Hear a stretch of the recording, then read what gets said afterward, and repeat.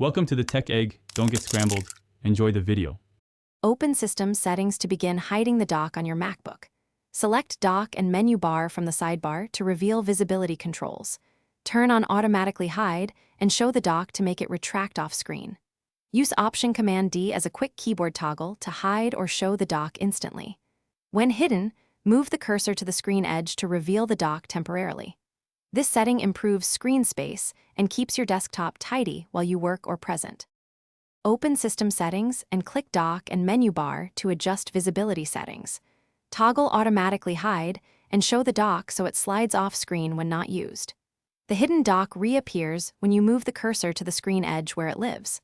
While there, adjust position on screen and magnification to suit your workflow and comfort.